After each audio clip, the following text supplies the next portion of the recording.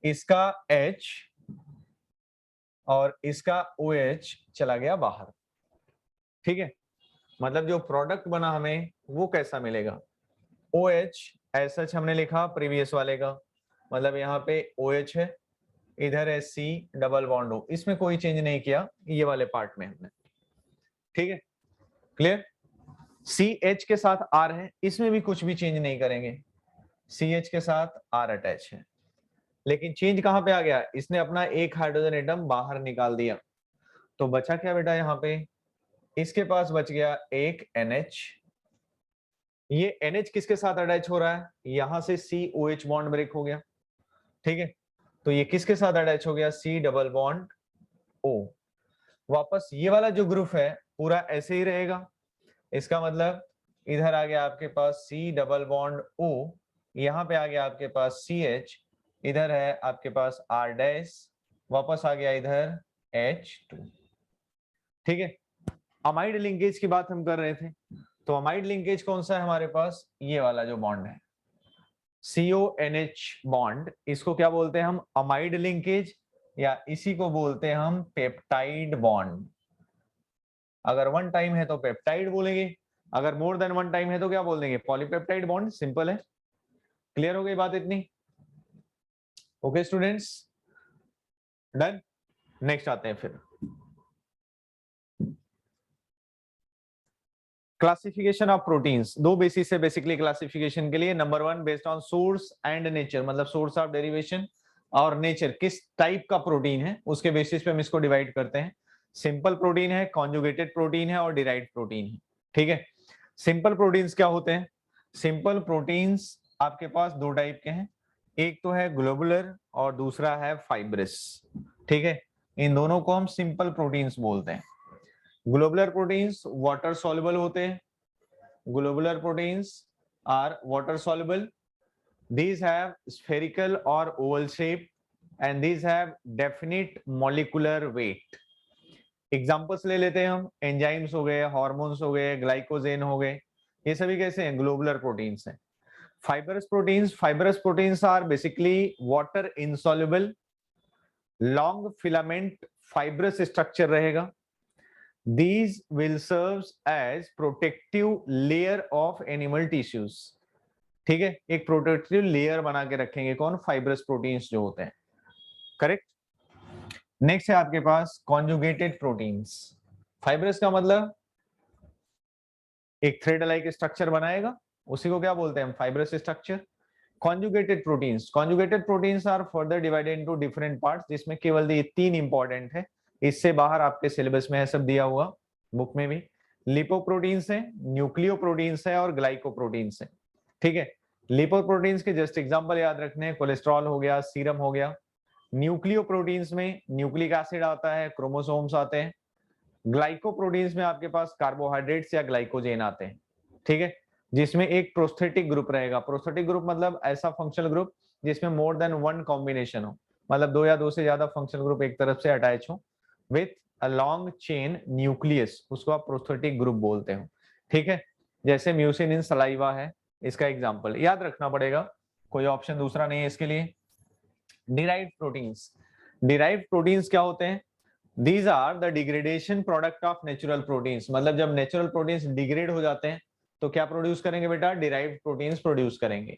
These are obtained by action of acid base, मतलब जो degradation का प्रोसेस है वो कैसा हो सकता है, एसिड के साथ डिग्रेडेशन हो सकता है, बेस के साथ या हीट के साथ, या किसी पर्टिकुलर दूसरे प्रोटीन के साथ, एंजाइम के साथ हाइड्रोलाइज हो जाए। ठीक है, जो फाइनल प्रोडक्ट मिलेगा डिराइव्ड प्रोटीन्स का वो हमेशा अल्फा अमीनो एसिड से होगा। इसका मतलब पहले तो अल्फा अमीनो एसिड हाइड्रेट हो रहे हैं, आपस में कंबाइन हो रहे हैं, डिहाइड्रेट हो रहे हैं, सॉरी डिहाइड्रेट हो रहे हैं और कन्वर्ट हो रहे हैं किसमें, लॉन्ग चेन प्रोटीन में। वापस वही प्रोटीन अगर हम हाइड्रोलाइज करते जाएं फिर से एकदम smaller units alpha amino acid जहां से चला था उधर तक डिकम्पोज हो जाएगा।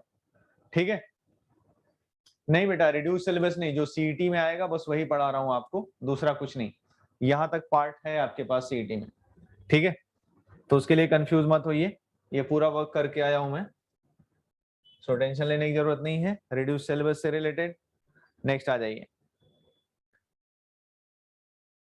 Based on structure, based on structure proteins को हम 4 पार्ट्स में डिवाइड करते हैं। First is primary structural protein. Primary structural protein में क्या होता है, एक थ्रेड लाइक लॉन्ग स्ट्रक्चर बनता जाएगा कंटिन्यूअस, उसी को क्या बोलेंगे हम, प्राइमरी स्ट्रक्चरल प्रोटीन्स। ठीक है। सेकेंडरी स्ट्रक्चरल प्रोटीन्स क्या होते हैं, अगर ये स्ट्रक्चर बहुत लॉन्ग हो जाए, ठीक है, और कंटिन्यूअस फोल्डिंग में आना स्टार्ट हो जाए, मतलब हेलिक्स या डबल हेलिक्स टाइप स्ट्रक्चर, जैसे डीएनए और आरएनए का आप कंटिन्यूअस ऐसे देखते हो, वो क्या हो गया आपके पास, हेलिकल स्ट्रक्चर, तो फोल्डिंग हो जाएगी। What is the reason of folding, this is due to intermolecular hydrogen bonding, या इंट्रामॉलिक्यूलर भी बोल सकते हो, मतलब इंटरमॉलिक्यूलर इंट्रामॉलिक्यूलर दोनों टाइप की हाइड्रोजन बॉन्डिंग हो जाएगी, depending on the nature of amino acid which is used for preparation of this protein, correct। Next है आपके पास टर्शियरी स्ट्रक्चर। टर्शियरी स्ट्रक्चर में क्या होता है, 3D स्ट्रक्चर हो जाता है, मतलब आपके पास एक प्लेनर स्ट्रक्चर भी रहेगा और उसके ऊपर ऐसा हेलिकल स्ट्रक्चर भी अगर अरेंज कर दीजिए आप, ठीक है, स्प्रिंग के जैसा, तो क्या हो जाएगा, वो 3D स्ट्रक्चरल प्रोटीन्स हो जाएगा, टर्शियरी प्रोटीन्स बोलते हैं। क्वाटरनरी प्रोटीन्स में और ज्यादा कॉम्प्लेक्स स्ट्रक्चर हो जाएगा। जस्ट आपको टाइप्स याद रखने हैं सबके, कि प्राइमरी में किस टाइप से होता है, सेकेंडरी में क्या रीजन है, टर्शियरी में क्या रीजन है, और क्वाटरनरी में क्या रीजन है।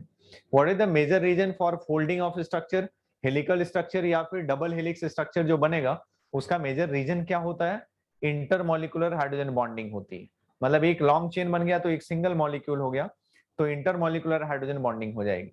यहीं पे इंट्रामॉलिक्यूलर हाइड्रोजन बॉन्डिंग बोलते हो अगर आपके पास जो फंक्शनल ग्रुप है अमाइनो एसिड में, वो भी आपस में फोल्डिंग स्ट्रक्चर बनाने लगे, जिससे एक प्लेन बन जाए और एक हेलिक्स भी बन जाए, तो उसको बीटा प्लेटेड शीट बोलते हो।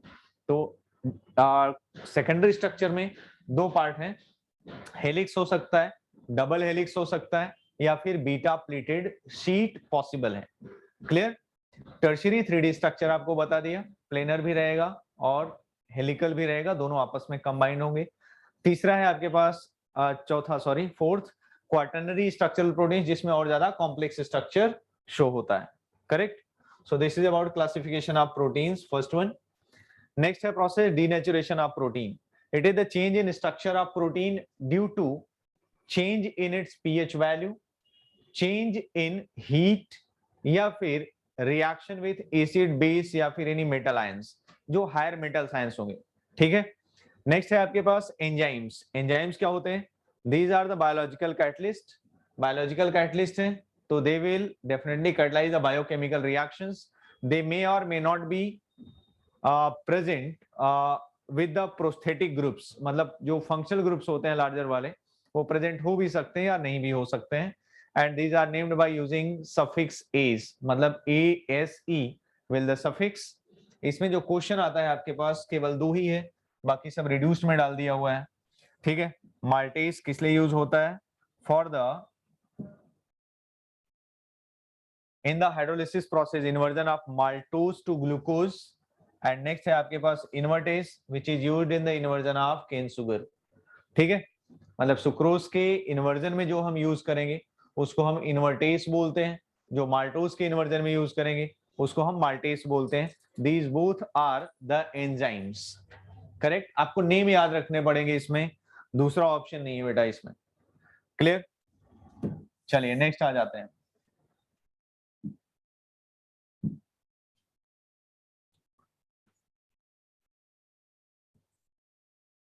विटामिन्स। विटामिन्स में क्या है, ऑर्गेनिक कंपाउंड्स हैं, बॉडी स्ट्रक्चर को मेंटेन करते हैं, कभी भी बायोलॉजिकली एक्टिव कंपाउंड्स होते हैं, needed for coenzyme activity and obtained from well balanced diet. अंदर प्रोड्यूस हो नहीं सकते, इसलिए डाइट के थ्रू ही हम इसको ले सकते हैं। इसमें जो बेसिक क्वेश्चंस आते हैं वो सब 9th-10th स्टैंडर्ड में आपने पढ़े हुए हैं। किसी विटामिन के डेफिशिएंसी से होने वाले डिजीज कौन कौन से हैं, उससे बेसिस पे क्वेश्चन आ जाता है, ठीक है। विटामिन में क्या क्या पॉइंट्स हो सकते हैं बेटा, ऑर्गेनिक कंपाउंड है ये सिंपली, ठीक है, maintains the body structure. Third thing biologically active compound होता है। नेक्स्ट है आपके पास these are needed for coenzyme activity, मतलब एंजाइम की रिएक्टिविटी को इंक्रीज करता है, ठीक है, rate of digestion of food increase करता है। And these are obtained by well balanced diet. आपको विटामिन और उसके पर्टिकुलर सोर्स और डिजीजेस क्या क्या है उसको आपको याद रखना पड़ेगा, ठीक है। जैसे विटामिन B12 की बात अगर हम करें तो कहां से मिलता है, एग से और कर्ड से मिलेगा, ठीक है। कैसे होगा इसका डिजीज कौन कौन से पॉसिबल हैं? डिग्रेडेशन ऑफ स्पाइनल कॉर्ड और anaemia caused by vitamin B12 deficiency. Vitamin E की डेफिशिएंसी से क्या पॉसिबिलिटी है? एबनॉर्मल ग्रोथ हो सकती है। विटामिन के डेफिशिएंसी से क्या पॉसिबिलिटी है? Increase the blood clotting time. ठीक है, मतलब अगर थोड़ी सी चोट लग गई किसी को, विटामिन के की डेफिशिएंसी है, तो ब्लड जल्दी क्लॉट नहीं होगा, ब्लड फ्लो होता ही जाएगा, वो ब्लीडिंग होती जाएगी कंटिन्यू। ठीक है, ऐसे फास्फोरस है। फास्फोरस कहाँ पे मिलता है हमें? ऑरेंज और ग्रेप्स में बेसिकली। इससे ब्रेन हैमरेज जो होता है वो फास्फोरस की डेफिशिएंसी से भी होता है। ठीक है, बस ब्लड क्लॉटिंग ही एक कॉज नहीं है, बहुत सारे फैक्टर्स हो सकते हैं जिसमें फास्फोरस भी एक फैक्टर है। ठीक है, बाकी आपने विटामिन ए और बी के लिए इंडिकेट किया हुआ है ऑलरेडी। एक बहुत अच्छा सा क्वेश्चन है इसमें, what is the combination of, I think लिखा, हाँ नीचे दिया है हमने, क्लासिफिकेशन ऑफ विटामिन है नेक्स्ट टॉपिक आपका, बेस्ड ऑन सॉल्युबिलिटी। एक तो हमने क्लासिफाई कर लिया था, ठीक है। दूसरा है आपके पास बेस्ड ऑन सॉल्युबिलिटी। सॉल्युबिलिटी के बेसिस पे डिवाइड करते हैं विटामिन को दो टाइप में हम, एक है आपके पास वाटर सॉल्युबल और दूसरा है वाटर इनसॉल्युबल या फैट सॉल्युबल। ठीक है, वाटर सॉल्युबल क्या होता है? These have low toxicity and these can not be stored in the body, because water soluble है तो मतलब स्टमक में जैसे ही वाटर जाएगा वो डिसॉल्व हो जाएगा और एक्सक्रीशन हो जाएगा उसका। फैट सॉल्युबल, फैट सॉल्युबल में क्या है? मिले जो फैट्स होते हैं उसमें डिसॉल्व होगा और डेफिनेटली जो फैट में सॉल्युबल होगा उसकी टॉक्सिसिटी ज्यादा होगी। ठीक है, क्लियर? ये किस लिए इफेक्टिव होते हैं? स्टोर हो सकते हैं लीवर में हमारे, जैसे एग्जांपल हो गया विटामिन ए है, डी है, ई है, पी है और के, ये सब लीवर में आपके स्टोर हो सकते हैं। ठीक है, नेक्स्ट है क्लासिफिकेशन आपके पास based on the structure. Structure कैसा? हाइड्रोकार्बन चेन कैसी है उसके उसके बेसिस पे हम डिवाइड करते हैं विटामिन को, एलिफैटिक, एरोमेटिक, एलिसाइक्लिक और हेट्रोसाइक्लिक में। जस्ट आपको एग्जांपल याद रखने हैं। एलिफैटिक सीरीज में केवल एक है विटामिन सी, एरोमेटिक में है आपके पास, जूम इन करेंगे बेटा तो और ज्यादा आई थिंक ये दिखेगा नहीं बराबर से, हाँ आ रहा है, ठीक है। एलिफैटिक, एलिफैटिक है विटामिन सी, एरोमेटिक है विटामिन के, एलिसाइक्लिक विटामिन ए, ये आपको याद रखना पड़ेगा, मेमोरी बेस्ड क्वेश्चन ज्यादा है इसमें। हेट्रोसाइक्लिक, हेट्रोसाइक्लिक में क्या पॉसिबिलिटी है? बी कॉम्प्लेक्स होता है, जो विटामिन बी कॉम्प्लेक्स है, that is the mixture of vitamin B1, B2, B3, B5, B6, B12, folic acid and meso inositol with beta biotin. ठीक है, ये कॉम्प्लेक्स होता है। अब इसमें क्वेश्चन आया हुआ है, which of the following is not the composition of vitamin B12। ठीक है, बी कॉम्प्लेक्स का कंपोजिशन कौन सा नहीं है? विटामिन बी कॉम्प्लेक्स का कंपोजिशन कौन सा नहीं है? ठीक है, तो इसमें फोलिक एसिड है और मेसो आइनसोसिटॉल, बीटा बायोटीन्स और जितने भी B1, B2, B3, B5। Example में क्या लिखा रहता है? B4, vitamin B4। तो B4 प्रेजेंट नहीं है बी कॉम्प्लेक्स में, कि कॉम्प्लेक्स बोल दिया तो सारा बी अरेंज है एकदम सिमेट्रिकल वे में, ऐसा नहीं है। आपको याद रखना पड़ेगा कि B1, B2, B3, B5, B6, B12, folic acid, meso inositol और बीटा बायोटीन। ठीक है, ये प्रेजेंट होते हैं किसमें? बी कॉम्प्लेक्स में। इसके बाद जो कुछ भी आएगा वो एब्सेंट होगा।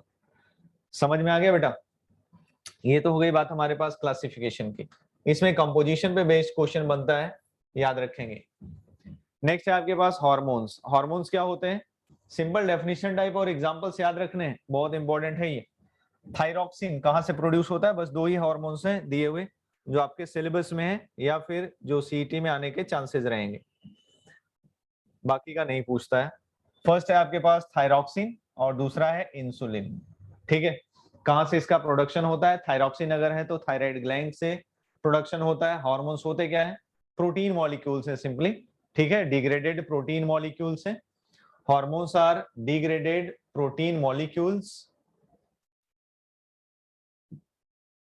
चलिए इसको भी जूम कर देते हैं।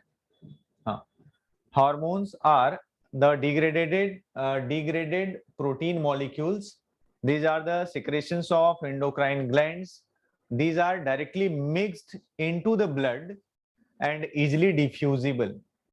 These are almost low molecular weight and it also affects the biological reactions, biochemical reactions which are taking place in our body or living organisms. It regulates vital body functions also. कौन सा hormone produce होगा तो कौन सी activity produce होगी body के अंदर, क्या activeness आएगी, वो डिपेंड करता है किस पे, हार्मोन्स पे। ठीक है, एग्जांपल्स देखते हैं, जैसे थायरॉक्सिन है, thyroxine is produced from thyroid gland, it also increases the exchange of rate of energy change, ठीक है, and improves the consumption of oxygen also. Insulin is secreted in pancreas mainly. It controls the carbohydrate metabolism by increasing the glycogen in muscles and oxygen in tissues. Clear? Next आ जाते हैं, estrogen progesterone है, produce होता है ovaries में, and androgen produced in males. ठीक है, ये हो गया आपके पास इंसुलिन। बेसिकली इतने ही है आपके सिलेबस में और इसमें से ही हमेशा क्वेश्चन आया हुआ है या फिर आने के चांसेस रहेंगे। इससे बाहर कुछ एक्स्ट्रा बायोलॉजी से रिलेटेड बहुत ज्यादा क्वेश्चन आ जाएगा, ऐसा टेंशन में मत रहिएगा। ठीक है, this is biomolecule chapter, text book में है आपके पास बायोमोलिक्यूल, उसी में है, रिड्यूस्ड सिलेबस में डाला हुआ है कुछ पॉइंट्स को इसमें, लेकिन पूरे के पूरे रिड्यूस नहीं है। अगेन रिपीटिंग हियर, यहाँ पे मैंने उतने ही पॉइंट्स दिखाए हैं जो आपके लिए सीईटी में इंक्लूडेड है सिलेबस में। ओके, नेक्स्ट आ जाइए। चलिए, ये हो गया आपके पास सेकेंड पार्ट इसका। नेक्स्ट हम आते हैं, कुछ क्वेश्चंस करेंगे बायोमोलिक्यूल्स पे।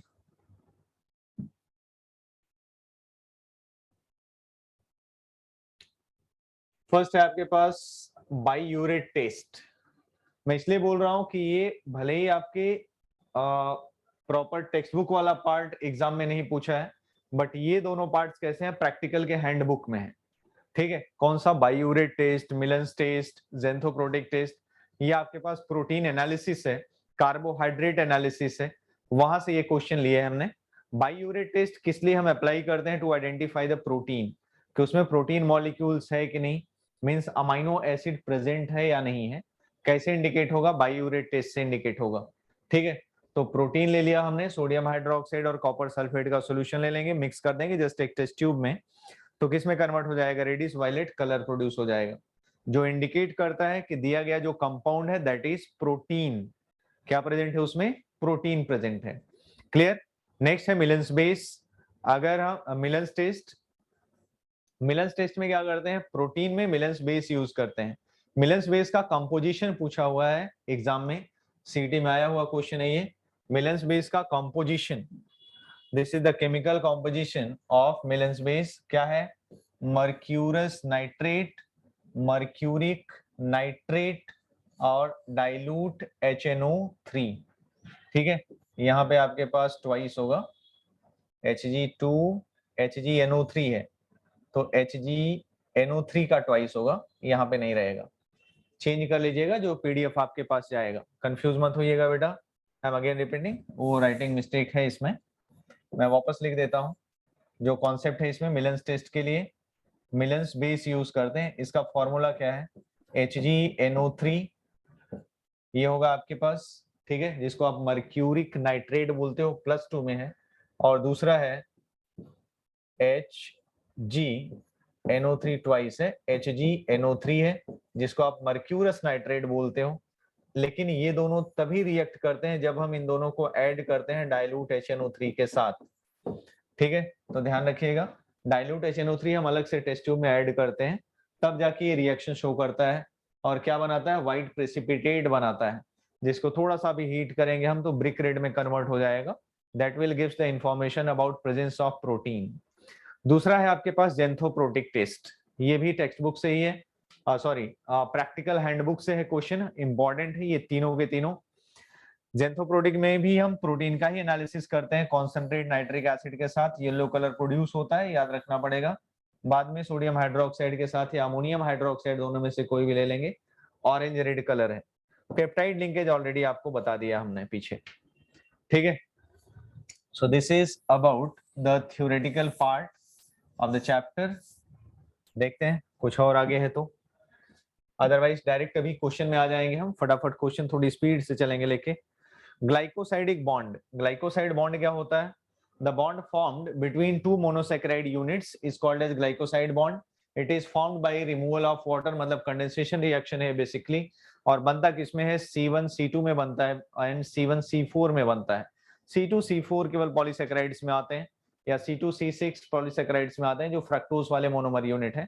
बट आपके सिलेबस में जो क्वेश्चन आएगा उसमें केवल सुक्रोज और लैक्टोज ही रिलेटेड है।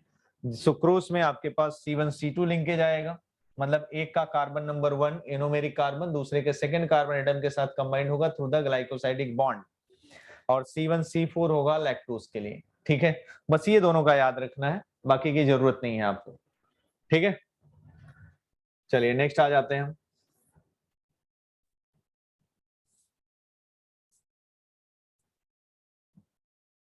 लास्ट पॉइंट है ये, कार्बोहाइड्रेट लिंकेज इन हावर्थ प्रोजेक्शन।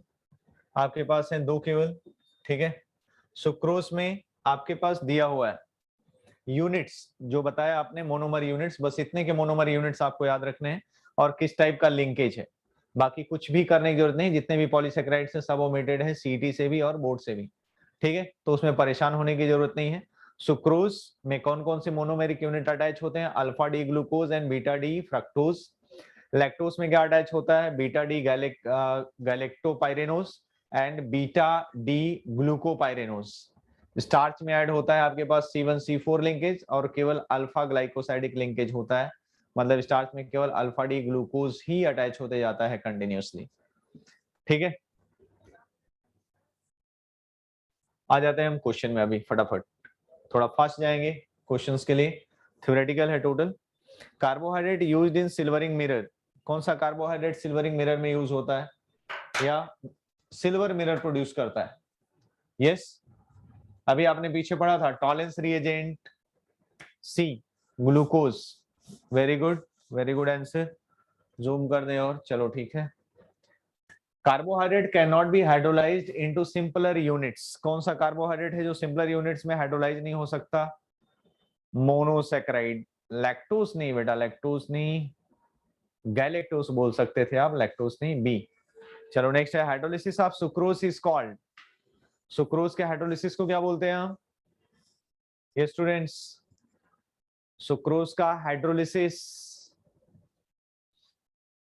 D hydration. नहीं भाई, हाइड्रेशन नहीं बोलेंगे, हाइड्रेशन का मतलब वाटर ऐड हो गया जैसे क्या कह रहे वहां पे, तो हाइड्रेशन नहीं बोलेंगे, हाइड्रोलिसिस प्रोसेस पूछ रहा है। ए, मैक्सिमम लोगों का आंसर अभी करेक्ट आ रहा है, a, that is inversion of sucrose. चलो नेक्स्ट आते हैं। The common formula of trisaccharide. Trisaccharide का कॉमन फॉर्मूला क्या है? ट्राइसेकेराइड का कॉमन फॉर्मूला ध्यान दीजिएगा, नंबर ऑफ हाइड्रोजन और ऑक्सीजन पे ज्यादा फोकस रखना है। अगर हम डाइसेकेराइड बनाते हैं तो एक H2O बाहर जाएगा, ट्राइसेकेराइड बनाते हैं तो दो H2O बाहर जाएगा, इसका मतलब दो ऑक्सीजन कम कर दीजिए और 4 हाइड्रोजन एटम कम कर दीजिए। ठीक है, तो कितना हो जाएगा? C18 H36 होना चाहिए था, C तो होगा नहीं। ए में अगर हम आ जाते हैं तो 36 ए भी नहीं होगा। बी में अगर हम आ जाते हैं बेटा तो C18, दो ऑक्सीजन कम तो दिख रहे हैं और 4 हाइड्रोजन भी डबल से कम दिख रहे हैं क्योंकि C6H12 डबल वाले में होता है। Yes, option number B is correct. I think all of you are getting the answer. Last question जो दिख रहा है सामने आपके, glucose and fructose are optical isomers, functional isomers, geometrical isomers, chain isomers. कैसे होते हैं ग्लूकोज एंड फ्रक्टोज?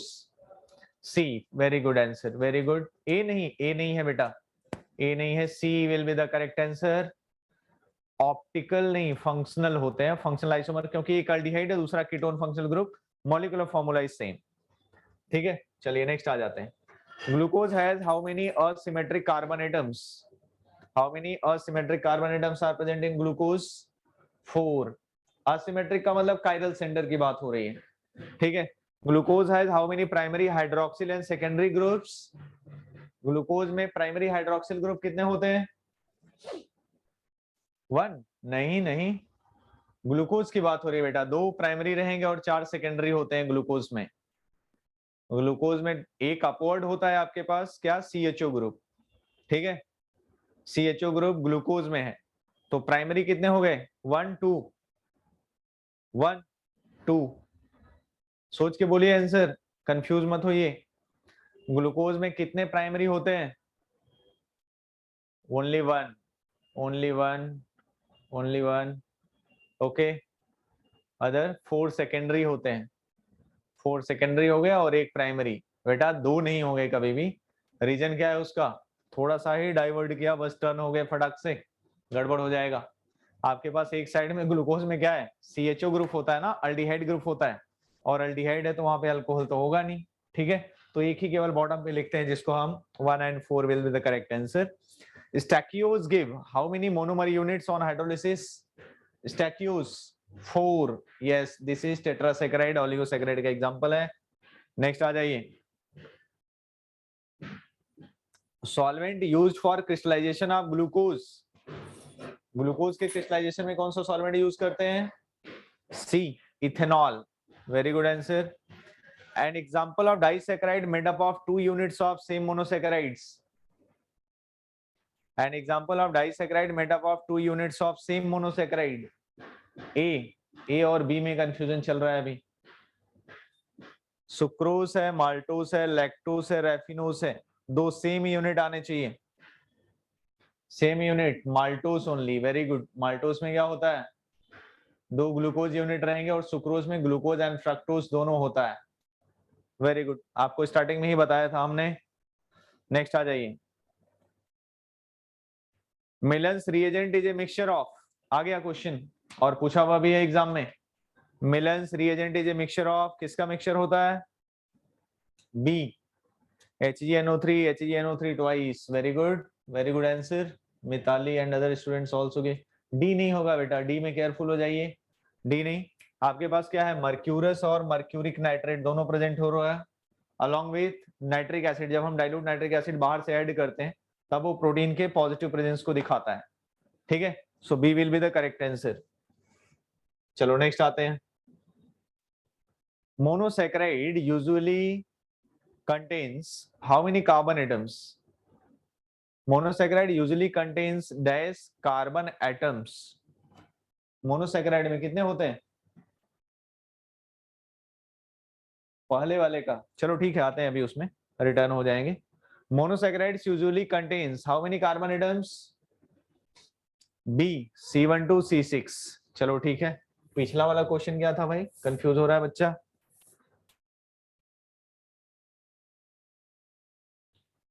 हाँ,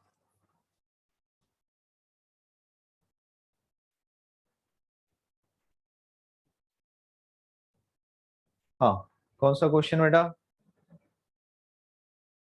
The enzyme nitrogenase, which is responsible for fixation of nitrogen, contains the metal ion.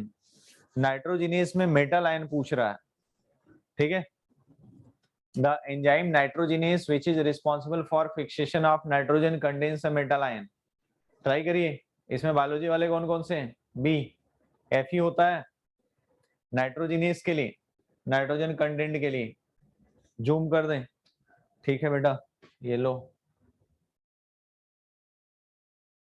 The enzyme nitrogenase, which is responsible for fixation of nitrogen. Nitrogen fixation में कौन use होता है? हाँ, नहीं है, पता है मुझे। डी, जिंक है, वो देखना पड़ेगा कौन सा मेटल क्योंकि सारे मेटल्स ही दिए हुए हैं ना। मेटल्स कौन से होंगे? Don't know. बायोलॉजी वाले कौन कौन हो? फटाफट आंसर दो भाई। पीसीबी वाले भी होंगे ना, सीईटी पीसीबी, आंसर दीजिए।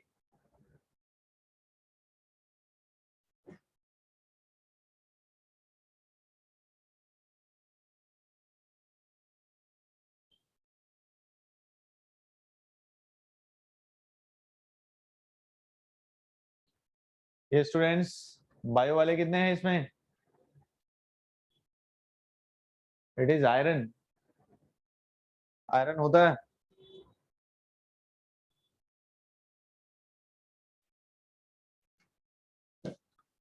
आयरन है।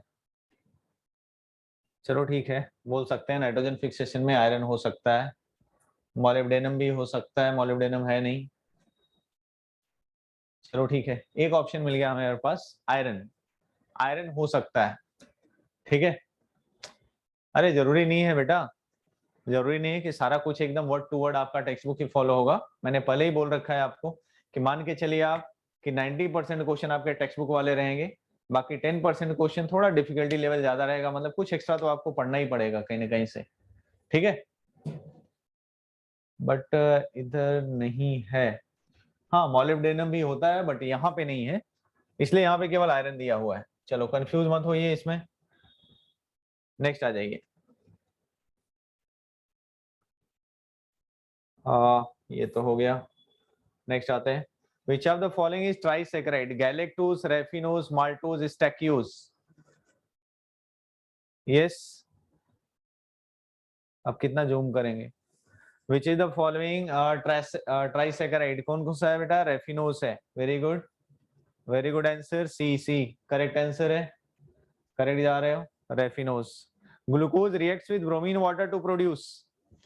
Glucose bromine water के साथ रिएक्शन करके क्या बनाता है? A. Gluconic acid. Gluconic acid क्या बनता है? सॉर्बिटॉल बना दिया, क्या बात है। कुछ भी नहीं बनाना है भाई, इतना स्पीड से नहीं बना देंगे। Glucose reacts with bromine water, then product is C glucose oxime. बेटा ब्रोमीन वाटर है, क्या बोल रहे हो? ब्रोमीन वाटर के साथ क्या बन रहा है? Gluconic acid. ब्रोमीन वाटर के साथ क्या बन रहा है? Gluconic acid. अगर हम यहीं पे नाइट्रिक एसिड यूज कर देते तो क्या बन जाता? Yes, please respond with the name of the product. Saccharic acid. Very good. अगर हम ब्रोमीन वाटर के साथ रिएक्शन कराएंगे ग्लूकोज का ऑक्सीडेशन, तो क्या मिलेगा हमें? Gluconic acid.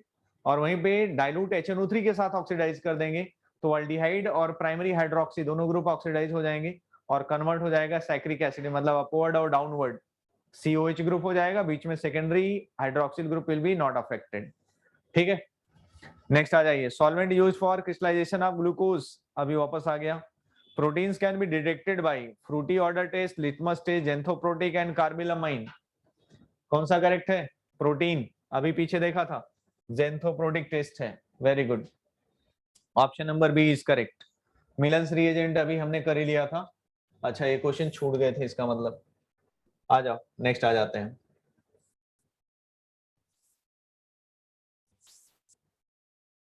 Monosaccharides usually contains carbon atoms C1 to C6, हाँ इसी में थे हम लोग। नेक्स्ट आ जाइए, बहुत अच्छे क्वेश्चन है इस पे। Glucose on oxidation with bromine water yields gluconic acid, this reaction confirms the presence of, क्या है बेटा? Glucose on oxidation with bromine water yields C aldehyde group in glucose. Yes, glucose on oxidation with bromine water yields gluconic. Very good, very good.